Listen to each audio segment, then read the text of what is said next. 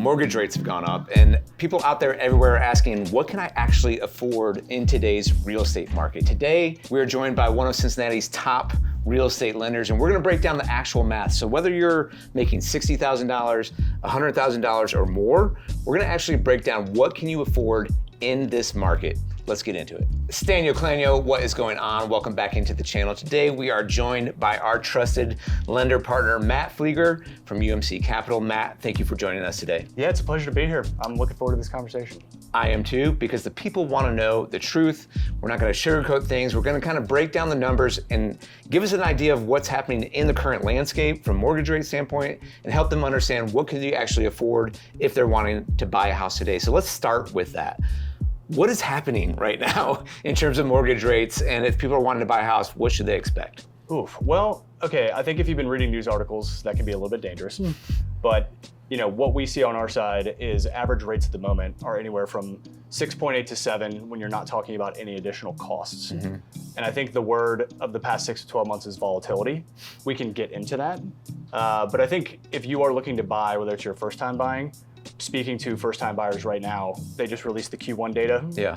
Highest ever, 58% of buyers in the past 3 months were first-time home buyers. 58% of home buyers are first-time home buyers. Yeah, so this is going to be speaking to you, or if you have a house to sell and you got a 2%, what's going on out there and what should I expect for the next move? And I think right now, the up and downs that we're seeing are due to inflation uncertainty, fluctuating job growth, economic data with trade wars and things going on that we can't control. Right. So what's the data that we have to make sure you guys are prepared for that moment, and we should dive into that. So do you think because of all that volatility and uncertainty, people are just holding back? Like what is it, why do you think that first-time home buyer number is so high right now? Well, I think there's some, the first-time home buyer number. Well, I think there's some holdback where, if you were lucky enough to purchase in that 2021 timeframe, you have a 2 or 3%.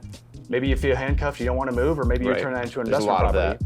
And then I think there's a floodgate of people that want to get in the market that are first-time home buyers that have maybe been tied up with student debt or just prepping themselves financially for this next move. And I think that's why there's so many first-time home buyers currently. Okay, well let's break it down. So let's say you are a first-time home buyer, and let's use some different tiers of income right now, okay? Sure. Maybe we'll talk about a $60,000 buyer out there, then maybe we'll look at a 90 or 100 and maybe up from there. But if you're making $60,000 of income, you're living in the Cincinnati area, you're looking in Cincinnati or Northern Kentucky, what can you expect out there? What do you think you could actually afford? Yeah, I think you first want to start with having a conversation to make sure you're prepared for this moment. But that's why we go to this guy, ladies and gentlemen. You gotta have the consultation first. Okay, go ahead. Well, when there's times of uncertainty, rates and prices, prepping and making sure your ducks in a row 6 months in advance, maybe you can tweak something and get a better deal, or making sure when you see that right house, you can act on it. But I would say a typical first-time buyer in Cincinnati is probably looking somewhere in the $250,000 to $300,000 range. Okay. If you're at $60,000 to $70,000 in income, if you're doing a traditional down payment for a first-time home buyer, that's probably anywhere from 3 to 10% down. Speaking in generalities with taxes and insurance, that's probably going to put you somewhere in the ballpark of $2,000, maybe to $2,200 a month. Okay. I mean, that's a really, so let's review those numbers again real quick. You said anywhere between 250 to 300,000 if you're making like 60 to 70K. Right. That's a number I think that's very, you might be out there and be like, oh, that's me. Like I could afford that. I didn't think I could afford that. I'm paying $2,000 rent or $1,800 in rent or $2,200 in rent. I could actually own a house for this. Now I'll say from the real estate standpoint, that is like where the spot where the most buyers are. Mm-hmm. And so it can be competitive to find those homes that are 250 to 300 and that are in pretty good shape, but they are out there. We're helping people all the time get into those houses, specifically here in Cincinnati area. Now, if you're watching this and you're like in Phoenix or Austin or Seattle, wherever, you're like, what the heck could you buy for 250 or 300? Here, that's actually the median sales price in Cincinnati is like right about at $300,000. Right. So it's a really good sweet spot for these first-time home buyers. Yeah, exactly. And I think if you're wondering what that looks like, start the conversation. But we've had so many in the first quarter that are renting, and maybe even the past 5 years, I think the stats in Cincinnati is rents have gone up about 25%.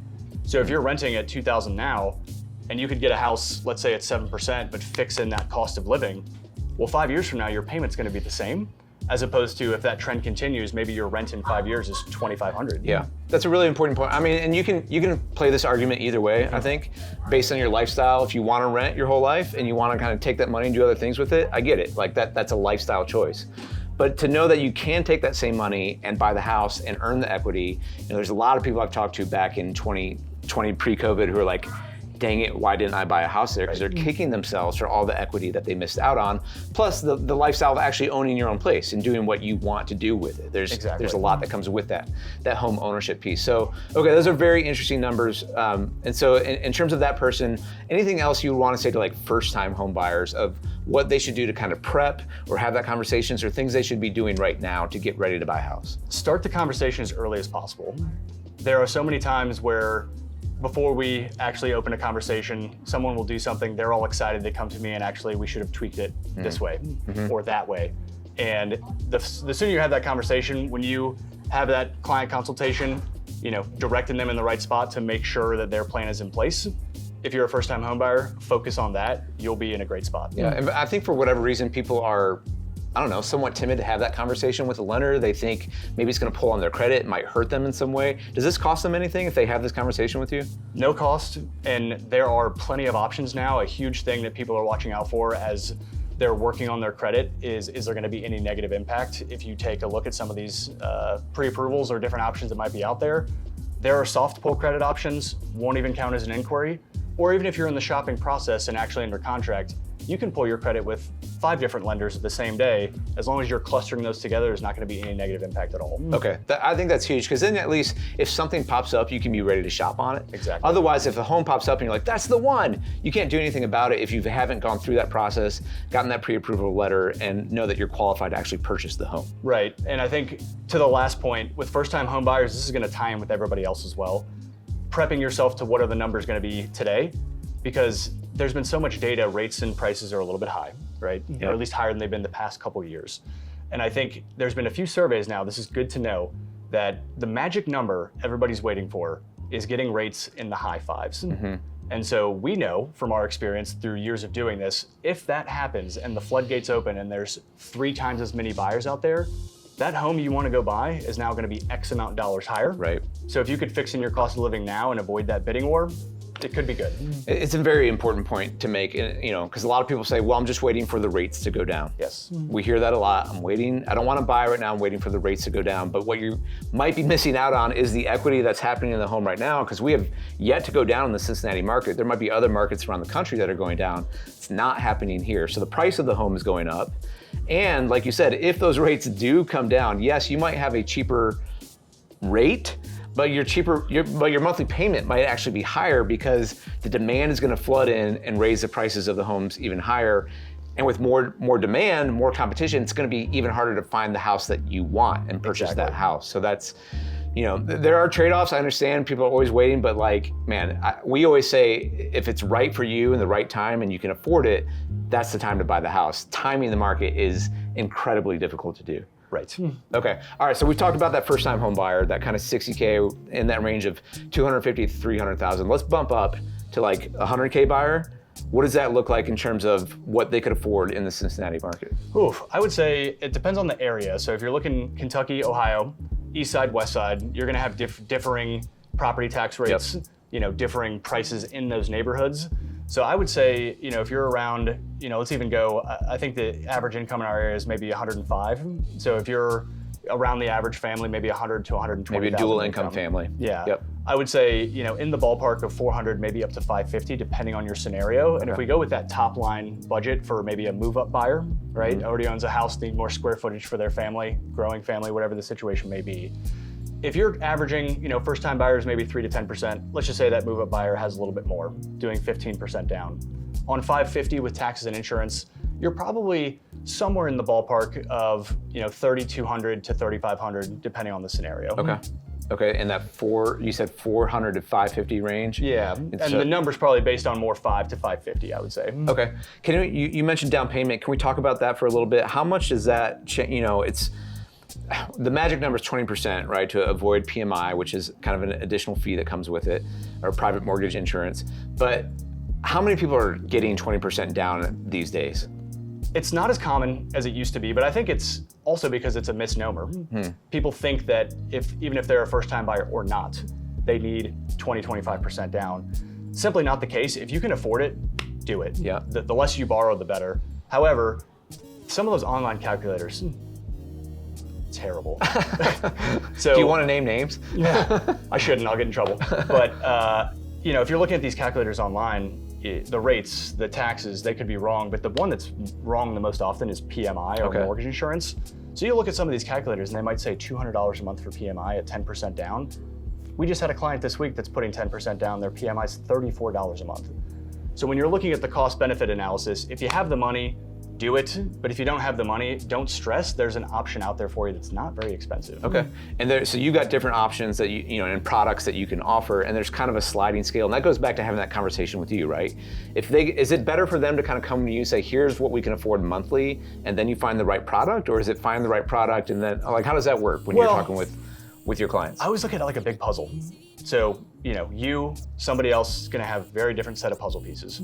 So if we can gather those and figure out option A, B, and C, maybe what the max of what you qualify for isn't exactly what you're comfortable with. Or you might have certain goals of a 3 to 5 year home as opposed to a 7 to 10.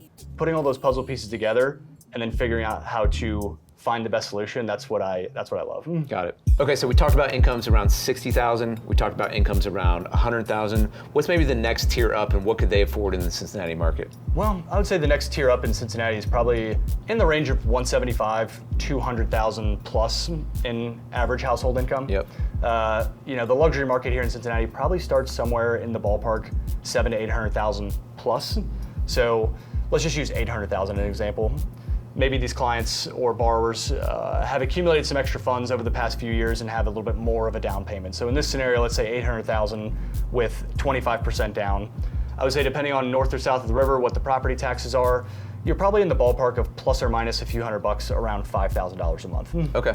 And would you say in that market, would you say it's a little bit softer than in that mid-tier or that first-time home buyer market? I think so. Really for two reasons. Traditionally speaking, higher price points just have a smaller pool of buyers in the first place. Right. Secondly, I think these people that already own homes, maybe they're low rate, they don't have a huge incentive to move. Right. So with the buyer pool being smaller, we are having success dealing with buyers on our side of just having more negotiating power. Yeah. Which in turn, if the higher payments are a little bit less palatable for you, if you have negotiating power, maybe you can use some credits from the seller to repair some of the property. Mm-hmm. Maybe you can use some of those credits to buy the interest rate down permanently, temporarily, or even using some of those credits just to have minimal amount of closing costs. Okay. Now there's one other question I kind of want to hit here, which is we talk about, and we talk to buyers all the time saying, I'm waiting till the rates go down. What's the possibility look like of rates going up? Is that something that could happen? How should we be thinking about that? Well, I think this is such a great question. Thank you. Look at the past 12 to 18 months as a case study. Okay? Last 12 to 18 months, all the talking heads with inflation, a few other things going on, the economy being a little bit tight in terms of consumer prices, et cetera. There's been conversations either way. Rates should go up or down.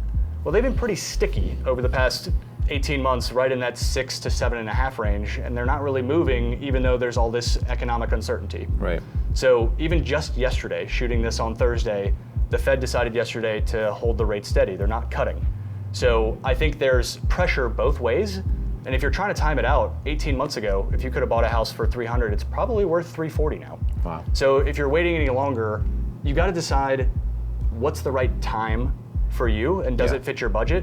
And if it's a 3 to 5 year home, 7 to 10 year home, have that conversation to have confidence. Timing the market is going to be very, very difficult. It's always going to be very difficult. So it always comes back to, is it the right time for you?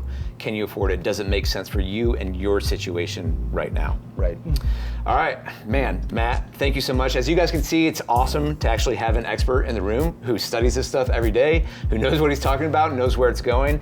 And I think the reason why we want to do this video is you don't have to be overwhelmed by these things and try to figure them out yourselves. All you have to do is connect with us, connect with Matt, get on the phone, talk through this, have a conversation, then you can make a plan for buying a house. Absolutely. Opportunities out there. Let's strengthen your family. Awesome. So guys, if you're interested, please reach out to us at Team Stanio. You can email us, info@teamstanio.com, or call us 513-813-6293. We work with Matt all the time. We will get you connected. Matt, thanks again. Thanks for having me. All right, guys, thanks so much for watching. We'll see you in the next one.